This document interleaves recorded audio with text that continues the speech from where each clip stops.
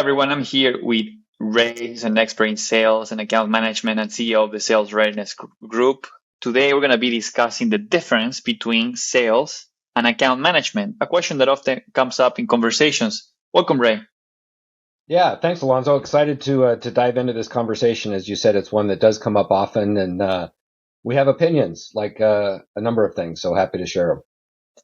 So let's get to the definition of these things. How do you define sales and account management, and what are their respective roles in the business?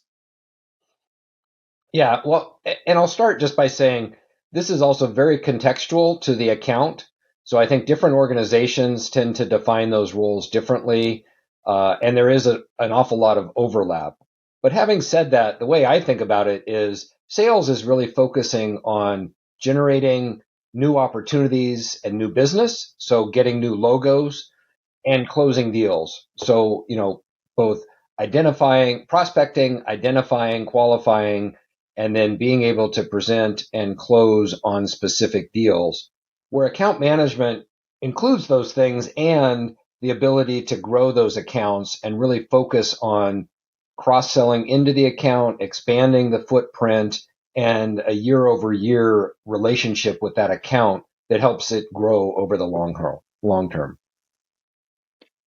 What are the key responsibilities of a sales professional, and how do they differ from those of an account manager?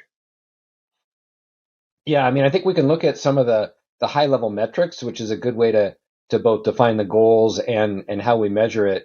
Where typically in sales, we'd be looking at initially, their prospecting activities. So the number of calls, the number of meetings with qualified prospects that they're having, and pipeline growth. So are they able to generate pipeline through those conversations? And then ultimately, are they closing business? So number of deals and overall bookings volume would be typical metrics that you'd look at from a sales perspective. For an account manager, we'd be looking more at the overall account. So their satisfaction levels, the account growth over time, retention of that account, both maybe users within the account if they're on a software type platform, as well as just retaining that account to continue to do business. And then looking at, what's the overall recurring revenue over time within that account. And so those may include individual opportunities, but it's a little broader perspective, really thinking about how we grow that account for the long haul. Now, as we're discussing this, Ray, is it really common to have somebody close a new logo and then transfer that account to an account manager, or is it the same person? Yeah, and again, that goes back to it's very different depending on the size of the organization, depending on the industry, depending on the maturity of the company. So I think you'll see in smaller companies, maybe fast growing, the individual that closes it will also follow that through, and they will become the de facto account manager, where over time, I think that'll evolve and mature to where we need really full-time account managers dedicated to the satisfaction and support, both from a client service perspective, as well as looking at additional opportunities. So there you will often see more hunters versus farmers, where you have a team going out to get those new logos and open them up. And then maybe that's after the first deal, maybe it's after a year, but it transitions then to an account manager to take over that role. I like that analogy that you just mentioned between hunters and farmers, which takes us to the next question, which is, what are the most important skills for success in sales, and how do they differ from the skills required for success in account management? Yeah, and again, there's a lot of overlap, but I think about from a sales perspective, obviously you need to have great communication skills. You need to be able to be tenacious. Some of those are more behaviors, but having the grit to show up, to make the calls, to get the foot in the door, really win that account. But again, you need to ask great questions, be curious, actively listen, and then be able to present the value of your solution. All along, we're kind of building a relationship with that account. Again, on the account manager side, we're going to probably need all of those skills, but we also need to be more strategic. We need to think about the whole account map, who all the players are, the different departments, and where we may be able to offer other services. We also need to be more of a quarterback. So we're typically bringing in others into the organization. Maybe that's from our technology team. Maybe that's working with the client success team. Maybe we're developing customized solutions for that account. But we really need to make sure that everything is being done to satisfy that account. So you need the skills to be able to do that. So there's some project management, there's some strategic planning, and then I think we need to be able to analyze and identify trends within the account and kind of be that business consultant, right? To figure out how can we best serve the client, add value, and continue to grow our footprint. Now let's dive into building and maintaining relationships. How do sales and account management professionals approach building and maintaining relationships with their customers? And are there any key differences in these approaches? Yeah, so it's a critical skill regardless of those roles. But I think in sales, we need to be very good at that initial rapport building. So I think by doing our research, by making that initial connection, by asking great questions and listening to them, we can demonstrate our expertise and start to build that initial connection. And then for account manager, it really builds on that where we're also continuing or expanding the relationship because we're delivering on our commitments, because we're following through and, doing what we say we're going to do. We're bringing our organization alongside. We're really their advocate. And I think we have the opportunity to win and continue to win their loyalty, right, by those skills that we use. So there, I think it becomes much more about service as well as, just building the relationship. Okay, we're going to transition now from skills to process. What are the main activities and tasks associated with sales and account management, and how do they contribute to the success of the business? Yeah, so I think, when we think about a standard sales process or at least stages in a sales cycle, we go from identifying our targets, right? We want to be going after ideal client profile, identifying who those personas are. And so we're going to prospect, we're going to have outbound, or maybe we're getting some inbound leads, but we're going to book those appointments. We're going to identify and qualify opportunities. We're going to do some discovery to really understand the needs, present our solution. There's probably some negotiating and commitment techniques, and then ultimately we're going to close that deal.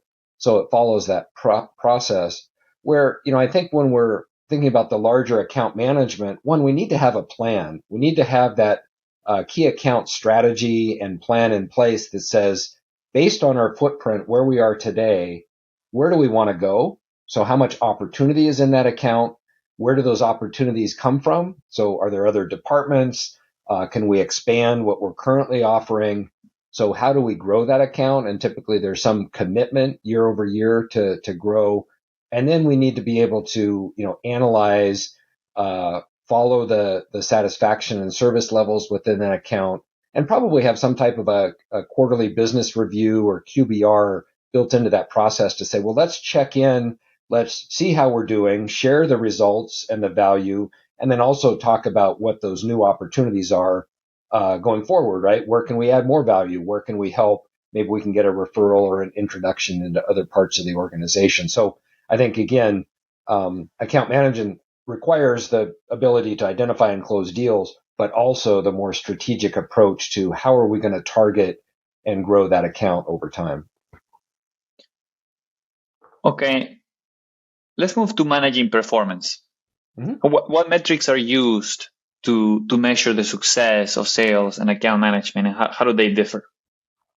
Yeah, so if I had a scorecard or have a scorecard for the sales professional, again, the leading metric in my book, from my opinion, is those meetings. So are they booking meetings with qualified targets, either within maybe accounts they're calling on already or new logos, but are they booking those meetings? Because we know that the more meetings we have with qualified buyers, the more opportunities we're going to identify and the more deals we're going to close at the end of the day. So if anybody's seen the movie Moneyball, I'm a big fan of taking that metrics-driven approach. They said get people on first base and they're more likely to get in scoring position, score runs, win games.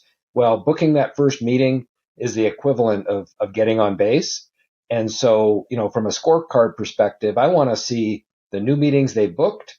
I want to see their pipeline growth. So in other words, are they growing the pipeline at an acceptable level? Is the pipeline large enough to cover their quota month over month or quarter over quarter? And then ultimately, are they closing deals? So how many deals? What's the average deal size? And what's the overall quota attainment? So those are kind of at the base level. And then on the account management, I think we really are looking at, is the account satisfied? So what are the satisfaction levels? And that's owned by the whole organization, but I think it's the key driver for the account manager. Are they happy? Are they buying more from us? So I think that goes from the recurring revenue, the re-engagement, being able to get those renewals. Are we able to cross-sell? So are we selling more of our services or additional services? And then again, year over year, are we growing the revenue within that account? That's kind of the key measure for an account manager. Ray, for the larger, more mature organizations that happen to have both of these two functions separately, as far as human resources, do you have any examples of how these two functions work together, how they complement each other? Sure. I think, as you mentioned, sometimes there's a handoff. Sometimes they're still very much involved with each other, and it depends on how engaged those account managers are day to day. But I think what we often see is a sales professional, again, may identify that first opportunity. They're going to work with the client success team and then bring in the account manager to really look at that initial deal. We need that deal to be very successful. And so I think that's where there's a lot of collaboration, right, to make sure we get off on a right foot. And then oftentimes we've seen where the sales professional comes in, if there's a new opportunity, but in a completely different part of the organization. So they're going to come back in for their hunting skills, right? So the account manager is really focused on making sure we deliver, making sure we get the renewals on the existing, but maybe in a completely different business unit, there's an opportunity. Well, we're going to bring that hunter back in, or oftentimes they do, because they're going to probably have more focus, more time, and the better skills to book those appointments, get that initial conversation, do the discovery, where the account manager is, again, focused on delivering and servicing the account. So that's one of the areas we see that kind of handoff or collaboration. What I will say is it just needs to be clear what those roles are, where the lines of demarcation are, and then obviously it gets into compensation and performance in terms of kind of who's getting credit. But that typically ends up being handled at the organizational level. Now, for anybody interested in these functions as part of their career, do you have any insight of what do these career paths look like and the opportunities available to professionals that want to get into sales? How do these paths differ from each other? Yeah, and I think it is really interesting because organizations handle it differently, and again, it depends on how they've defined the roles. But I think what we typically see is the sales professional moves in one of two paths. Either they evolve into more of a strategic sales professional, so they take on larger deals, more strategic accounts. Maybe they take that top tier, just the enterprise accounts or deals over a certain threshold or value. So often they'll kind of graduate into that senior seller, but still an individual contributor, or they move into a sales manager position. So maybe they start managing a BDR or an account executive team. They become the manager and coach, and they then grow through being a sales director, regional director, vice president, et cetera. So I think those are two paths on the sales side. I think on the manager side, again, there may be a path through the account manager to a manager of those account managers, some sort of leadership position. They're taking on those strategic managers and managing them. Or there's an opportunity for the account manager to move into more of a client success leadership role. So they become the leader of the delivery organization. They become a client success director, vice president, chief customer officer, those types of roles. So I think they have parallel but somewhat different paths. And there's often a lot of swapping or back and forth because there are so many of the skills that are common across the two roles. Okay, I think this is pretty good for now, Ray, to help us get clear and our audience who have asked this question before between the difference between sales and account management. So I just wanted to thank you for your time. That's great. Thanks for the questions, Alonzo. Enjoyed the discussion.